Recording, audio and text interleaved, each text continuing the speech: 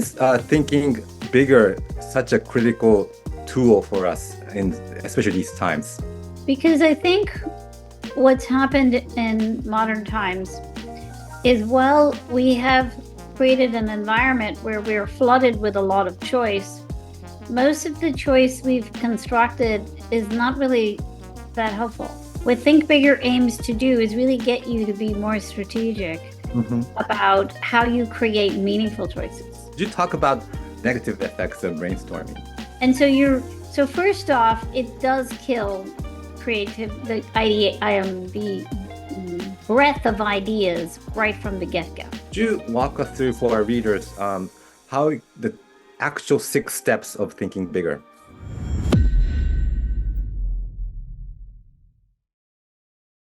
はい、ピボットの竹下です。今日はですね、椎名アイエンガー先生の、Think Bigger という本を取り上げます。Think Bigger を書いた椎名アイエンガー先生は、選択の科学という本が大ベストセラーになったんですが、もともとインド移民の両親のもとで、カナダで生まれて、10代後半で視力をですね、完全に失うと。その後、コロンビア大学に行かれて、今はコロンビア大学のビジネススクールの教授になっています。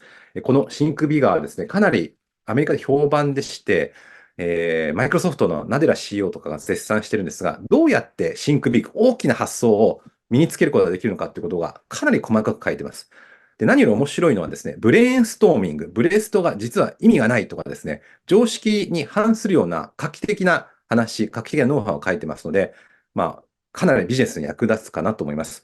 今日は直接椎名アイエンガーさんとつながっておりますので、早速話を聞いてみたいと思います。So, Professor Sheena Iyengar, welcome to Pivot, welcome to our show. Thank you for having me. So today we'll be talking about your new book, Think Bigger, and I've also read your last book, The Art of Choosing. So how does the two books relate to each other? They're very related. If you think about choice, there are 2 reasons why we care about choice, or 2 purposes we use choice for. The first has to do with how to pick and find, right? I know I want, inari sushi. Where do I find it? And then I pick the best one, right, from the available options. So that's one purpose that we use choice for, is to pick and find. The second is when what we want doesn't exist, we use choice to create and to create a new choice, right? And, so I'm tired, I'm bored of all the current types of sushi. I want to create another sushi that feels meaningful and delicious, right? And so then you would use choice for create. The Art of Choosing told you what were the challenges that you experience when doing picking and finding. And Think Bigger tells you how to create a new choice. I didn't know you like inari sushi. I do. I lived in Japan. I used to eat inari sushi every day for lunch. Okay. Oh, you lived in Japan? When I was at Kyoto Daigaku, yeah. Ah, interesting. So you should come again and eat more inari sushi. So why is thinking bigger such a critical tool for us, in especially these times? Because I think what's happened in modern times is, well, we have created an environment where we're flooded with a lot of choice. Most of the choice we've constructed is not really that helpful. We have problems for which we have not constructed choices. We're sort of mindlessly receiving choice and mindlessly creating choice. What Think Bigger aims to do is really get you to be more strategic about how you create meaningful choices. That leads to my next question about, you're famous for your JAM study. Could you walk us through your JAM study? So the JAM study it took place in a grocery store where we either put out 6 different flavors of jam or 24 different flavors of jam. And we looked at 2 things. First, in which case were people more likely to buy a jar of jam? And second, in which case were people more likely to stop and sample? What we found was that people were more likely to stop when there were 24 on display, 60%, Then when there were 6 on display, 40%. But when it came down to buying behavior, they were more likely to buy a jar of jam when they encountered 6, 30%, than when they encountered 24, 3%. Even though people were initially more attracted to having more choice, they were more likely to make a choice when they saw less than when they saw more. Interesting. So given that fact that people will get confused if there's a lot of choices, and so let's go back to the story about Think Bigger. So first of all, book is about innovation. How do you define innovation? I define innovation by saying the following. It is a useful, novel combination of old ideas that comes together to solve for a complex problem. So for me, innovation is a problem-solving exercise in which you're using the method to create a useful new way of solving a problem. And when you're creating it by taking pieces that already exist in the world and combining it in a new way. That's the part that's new. It's the combination. Is it close to the definition of Schumpeter? Yes. So in your book, it was interesting you mentioned about brainstorming. And I personally do not like brainstorming because it feels exciting, but at the end of the day, it doesn't get anything done. So could you talk about the effects or the negative effects of brainstorming? Well, there's multiple problems with brainstorming. So when you have a brainstorming session, you get a bunch of people in a room and you say, look, I need I don't know, since we've been talking about sushi, we want a new kind of sushi. Right? And let's say you were to start by saying, well, let's get unagi with pineapple or something. Right? That doesn't feel good. No, but let's just say you did that, right? Okay. Right? What's going to happen is now you've put pineapple and unagi in everybody's head. Okay. You've already shut down the creative potential of that group. Because set the anchor. Not that you were trying to, and of course everybody will feel like you didn't affect their thinking, but I guarantee you that most of the ideas that will come out will be influenced by whoever spoke first and second. And so first off, it does kill the breadth of ideas right from the get-go. Second, you will, by and large, do better at generating useful solutions if you are first given time to think by yourself and then share with the group. Because we all need time to sort of process. In a brainstorming session, what you're supposed to do, right, is go fast and furious. Yes. And so it becomes a game of how many things can I just spit out. And right? how crazy you can be. But that's not thoughtful or per se useful. It's fun. And it's great as like a wonderful, like fun dinner conversation. But it's not actually the best way to get a thoughtful solution to a problem. So I always say, even if you're going to have a meeting, and even if you are under a time crunch, if you can just give people, even if it's just 5 minutes, preferably 10, to first just think by themselves about the problem and how they would solve it, you will, and then you have them share, you will have far more ideas, but more importantly, different ideas. So what do you recommend? So if we were to like hold a meeting, do you think that when we gather up first, we should like think for ourselves using the first 5 minutes instead of just like going to the whiteboard and writing something in your markers? Yeah, you want to have the leader say, okay, here's the problem that we have. Can everybody just take 5 minutes to just write down your thoughts? What's the problem you think we have? And what is an idea you would have for how to solve it? And have them do it quietly by themselves. Interesting. So you mentioned that the definition of innovation is combining different ideas. But first of all, before brainstorming, it's interesting that you have to think for yourself first and then share. Why do we need that step in order to think bigger? Because every single person has different experiences and different knowledge. If you actually want to take advantage of the diversity of experience and knowledge in the room, you have to give everybody a chance to first think about how they would think about the problem. Only then are you going to have the diversity of ideas. That's right.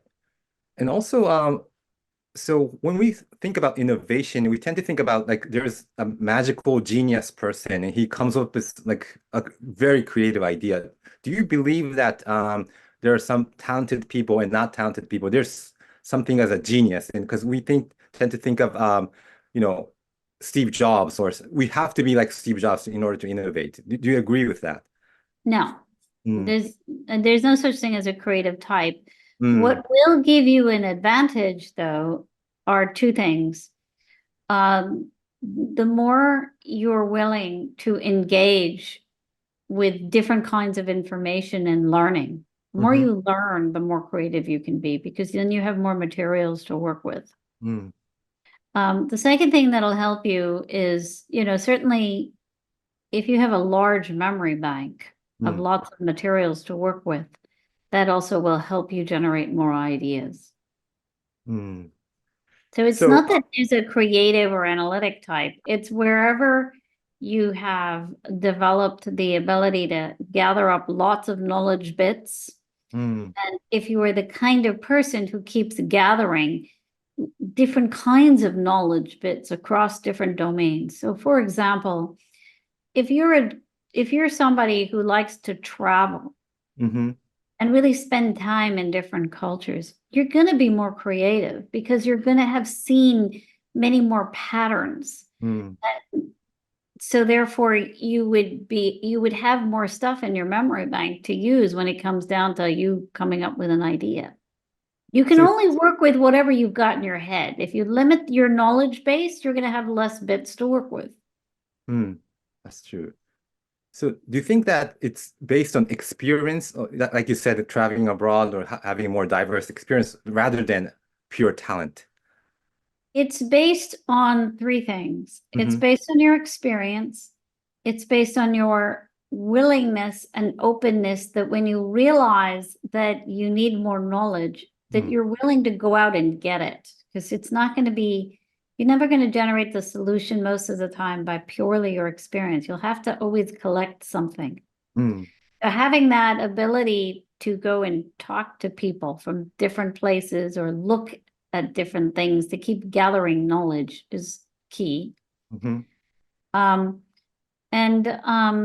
Well, I guess those are the main things, right? It's experience plus your ability to gather knowledge. I wouldn't say that there's anything, certainly the more you practice it, it's like learning an instrument, right? I mean, you're gonna get faster and faster and better at it the more you practice it. But I would think of it as more of a skill.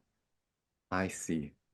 So could you tell our audience your personal experience, how you gained those skills? You mentioned I suppose you tried a lot of kinds of sushi, not regular sushi, but inari sushi. Could you tell us your own experience, how you gained that skill to gain a lot of patterns?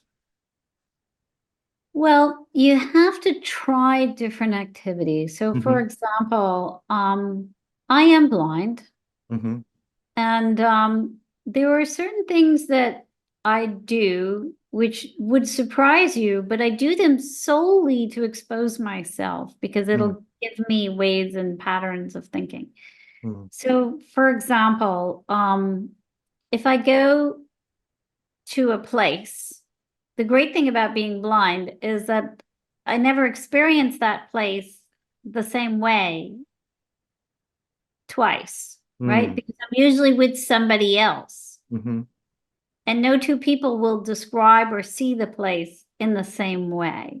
That's really useful as an exercise. You don't have to be blind to do that, but that's really useful because the more you're able to take the same thing and reframe and reframe and reframe, the more you're able to work with it. That's a piece that you can manipulate when you're ideating. The second thing that, you do is you really go out of your way to try to learn about different things. So in my case, and everybody can get out of your comfort zone and do different things. Like I love to go on art gallery tours. Not because I see art or particularly like art, but because I feel that if I am described art, it tells me where the future is, where the culture is moving. Same thing goes with listening to comedians. These are things I do, but other people could, watch like foreign movies that exposes you to different cultures, or talk to people from different industries. I suppose that's another thing I love to do is I talk to people from lots of different walks of life. That's something I like doing, and I learn a lot that way. So why are some people good at those skills and some people are not? What's the difference between the two? Well, I do think that if you're shy or you get nervous about doing things that are out of your comfort zone, then you're not going to do them. And so to some extent, you have to just do them and prepare yourself to do them. And you'll find that as you keep doing them, you'll get more comfortable. But that does take courage. Yes. Because I'm sure because you have lived in Japan. Japan's kind of a homogeneous society. We're trying to change, but compared to the other parts of the world, there's less diversity. And how can you give some advice for the Japanese business person, how to more exposed to new ideas and more diverse? I do think that even though it's a homogenous society, and I've been to Japan many times, first off, even within a company, talking to people from different industries or different parts of the company is very helpful. And I do notice that one thing the Japanese are very good at is networking, at least within their own company and their own industry. And so the more they can network across industries, the better off they will be, because that in itself just increases the knowledge, at least that's already there. The other thing that I think is helpful is really trying to find, assign people in your company that's going to do a deep dive in some other area. Like, let's imagine, you're going to go learn about, one person's going to go learn about what's going on, I don't know, in French fashion. Other person's going to go learn about what's going on in, I don't know, clean tech in Latin America. Like, really have people do a deep dive in a specific area in different parts of the world, just because it'll expose them in a very concrete way, in a very specific area. And then they might learn different strategies that are being used in those other countries that they could potentially apply. In addition to that question, I work for a startup, and our viewers are living in the startup community. And there's kind of a tension between diversity and being homogeneous, because some people argue that at the beginning of a startup, there should be few people concentrating on one stuff other than going out and being exposed to diversity. How do you explain that tension between being focused and being exposed to a more diverse culture, diverse world? Well, you need to be able to balance both, right? You need the focus when you're trying to execute, but then you need diversity because you might be so focused that you don't realize that you're about to be disrupted. And that you're about to be irrelevant. So you kind of have to constantly balance both. Okay, and also let's go back to your book. In your book, you kind of mapped a roadmap of Think Bigger, which showed us 6 steps. To first you have to pick your topic, then to break down the topic. Could you walk us through for our readers how the actual 6 steps of thinking bigger? So the first step is to really figure out what's that problem you're trying to solve. And most of the time we do this in a very cursory way, and we're not actually thoughtful about it, because we just say, well, I got to solve the problem. I got to make sure my company works. Yes. Or that I increase the number of sales or clients or whatever. You really need to drill down. What exactly is that problem? It's, how do I show people that my specific technology is actually different from these other 5 companies that have something that on the face of it looks similar. And then you could even drill down further than that. How do I highlight this specific feature of my technology in a way that distinguishes it from the other 5? Right? So you really want to be thoughtful about what's that problem. The second step is, once you've figured out what's that problem, let's imagine it's, how do I distinguish my particular feature of my technology from these other companies that have a similar technology? So what are the causes for why they can't tell? So it's hard to explain my feature. Well, it's not obvious to people that I have a different feature, right? So you have to really come up with what are the reasons why this problem exists, right? And then break those down into, say, 3 to 5 different really important priorities. So let's imagine my breakdown is, well, how do I ensure that what's immediately visible to potential buyers is my special feature? Right? And then, say, a second subproblem would be, how do I communicate to potential buyers that this special feature of my technology is a value add as compared to the other technologies available on the market? Right? So notice how I'm breaking each one down into a question. So you're breaking it down.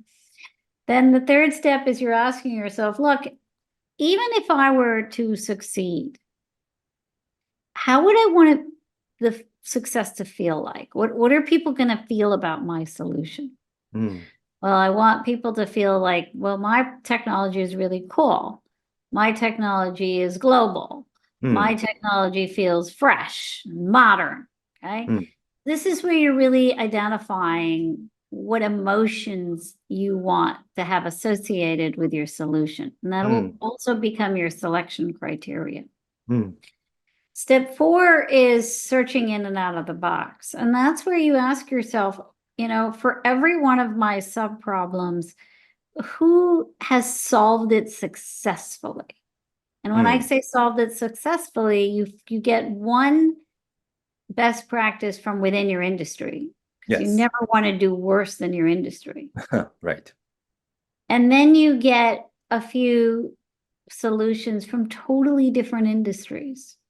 If you're a technology, get a solution that's being used for that sort of a problem, say in the art world or in the fashion world or in the food world or whatever world. But that's where you're searching. That's why I was saying earlier, it's really, really important to make it a practice in your life to constantly be learning about new things. Oh, excuse me. That kind of confuses me, because how can you find a solution even if it's in a different industry? Do you have any examples we can learn?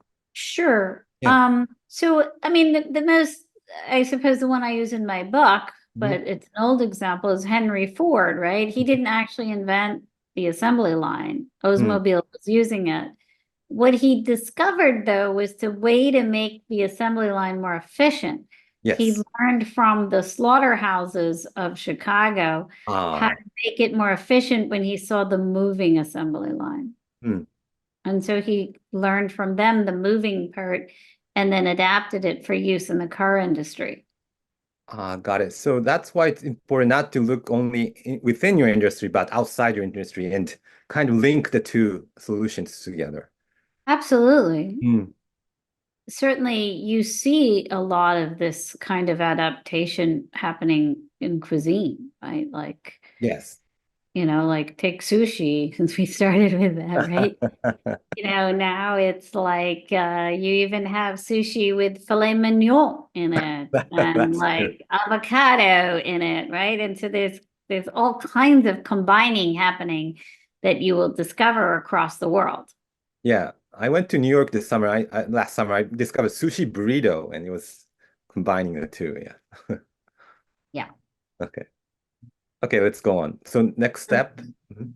Okay, so that was the search. Mhm. And then you have now you take these, tactics that you've got from Mhm. both within your industry as well as outside of the industry. And now you have to figure out how to combine those. Like you use your imagination. Mhm. And now you say, okay, well, I know this worked in the fashion world, and I know this worked in the food industry. Is there a way to combine these to create an interesting solution for my problem? Mhm. And now you can generate many, many, many different ideas. And this is actually where it's really important, if you're working with a team, to have each member of the team generate combinations independently of one another, because that's when you're going to get the most diversity. Ah, that's interesting. Hmm. And then the last step is, once you've generated a whole bunch of ideas, Mhm.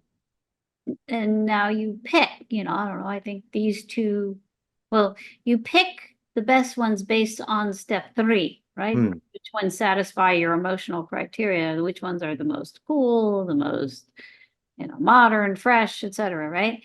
Mhm. And now you say, okay, well, these two have potential. Hmm. And so now we use the third eye, which is a special way of collecting feedback Hmm. to see which one actually is the most sticky. Hmm. And in some weird ways, I actually developed the third eye technique a little bit through observing the Japanese. Talk about, Oh. Hmm. searching out of the box, right? Mhm. Since you were asking for an example, sure. Yes. So, as a blind person wandering around Japan, they were always puzzled with what to do with me, Hmm. right? Yes. And, I had to go somewhere, I'm asking directions. This would lead to a large discussion. And pretty soon, everybody on the street were all discussing. And one of the things that I learned through observing the Japanese is that person A has a thought, Yeah. and person B discusses this thought. Mhm. And they keep saying it over and over again until it seems like all the people have said it and they all understand precisely what needs to be done. Ah. That's the third eye. Mm. It's I communicate to you, and then Mhm. you communicate back to me, and I see if you're saying it the way I intend. And if Mm. you aren't saying it the way I intend, I'm learning what you understood, and then we continuously iterate and perfect the idea before we execute. That's an interesting point. Do you see? I used to observe this happening every single time. And when I was in Japan, and this is in 1995, I remember at that time, I would get really frustrated because I'd be like, I asked a very simple question. Why Mm. does this have to turn into a 15-minute long, a whole group chat? That's- This is so non-American, Yeah. but now I understand there is actually some real value to that exercise. Mm. And in some ways I stole it I strategically copied it and adapted it for use in my third eye. That's an interesting point because when I first heard your example, I thought you're going to like raise the negative side effect, but you said it's a value. That's a very interesting point because, Americans, they just decide by themselves instead of talking to each other for 15 minutes. That's an interesting observation. Do you think that's a characteristics we only see in Japan or that's sticking out in Japan? I mean, it is a little bit, you do have similar things happening in Mhm. places like China, Mhm. Korea, and India, but Mhm. I do think that in a weird way, because it's a little more homogenous in Mhm. Japan, it Mhm. it does have a different feel to it. Mhm. because even though there's hierarchy in Japan, there's still a sense of egalitarianism when they're doing this. I always called it like the large discussion.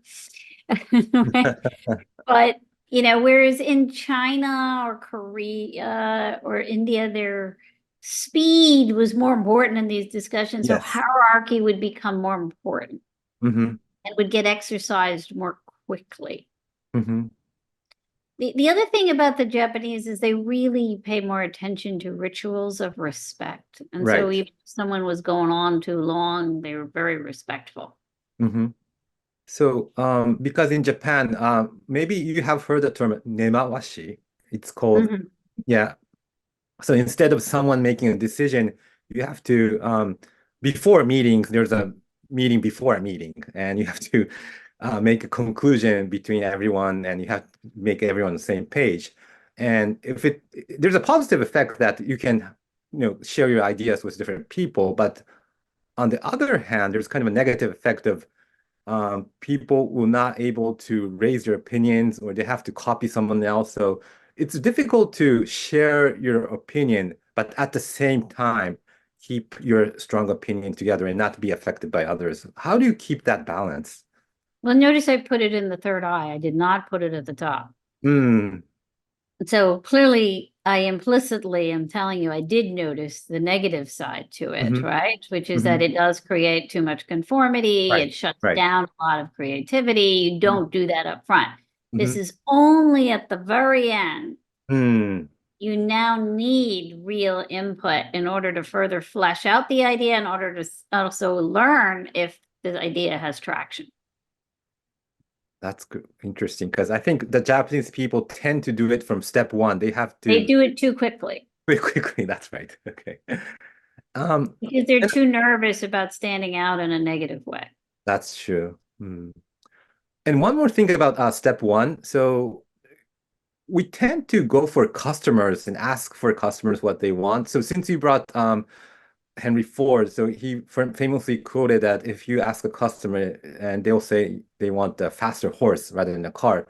So what do you think about asking customers? Do you think it's important, or do you think even though it's important, you have to think for yourself at the first step? Customers are very important in terms of giving you a better understanding of why you have the problem that you have. But don't rely on them to give you the solution. That's your job. I see. Great. We have to, I think, wrap up, and I have one or two questions left. Going back to your book about choices and your next book about Think Bigger, there's kind of a buzzword in Japan. We call it oya gacha, and people are discussing that, especially the young people in the internet and Twitter. It's all depends on oya, which is parents. So if you want to be creative, if you want to succeed, you have to grow up in a rich family, or you have to be educated in a great family. So what do you think about environment, and also where do you grow up, and how you can, do you think that that affects people's talent or people's art of making choice? And what's your opinion about that? If you're asking me, does going to college help? The answer is absolutely yes, because what does college do? It teaches you how to think. It teaches you how to, organize information, how to search for information. Obviously, that's a very important part of thinking and more broadly creativity. If you're asking me if you need to be wealthy and go to the fanciest college to be creative, absolutely, that is absolutely not true. I mean, you can have, as long as you have somebody who is able to get access to knowledge, they're able to be creative.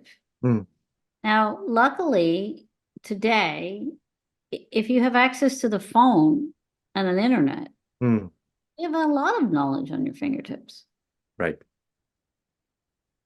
It's a matter of will. Where being wealthy and going to fancy colleges can help is that it does give you access to resources. And it can give you access to people who can identify like either bits of information that are not out and there in the public, or they can potentially protect you from making some wrong choices. So yeah, I'm not going to say that that doesn't give you a bit of a boost, but you know what? There's a lot of people that grow up in wealthy, educated environments and do nothing with what they have. So I still say that the will counts a lot more. Hey, so can you give us some final comment for our audience about your book, Think Bigger? I have it in my hand. It's a very orange, bright cover, the Japanese version. It's very beautiful. Yes, Yeah. thank you. Yes. So any final comments or some topics we haven't touched on? Can you give us some? Here's my dream. My dream is that every person will use Think Bigger to create meaningful choices. Themselves in their personal life as well as for their companies. That's my dream. Thank you so much, Professor Sina Iyengar. I learned so much for you to talk. Thank you. Take care. Okay. ピボットでは一緒に日本をピボットしてくれるメンバーを募集中です。人事マネージャー、経理マネージャー、ビジネスプロデューサー、映像プロデューサー、エンジニアなどなど、詳しくはピボットのウェブサイトに載せておりますので、ぜひチェックをお願いします。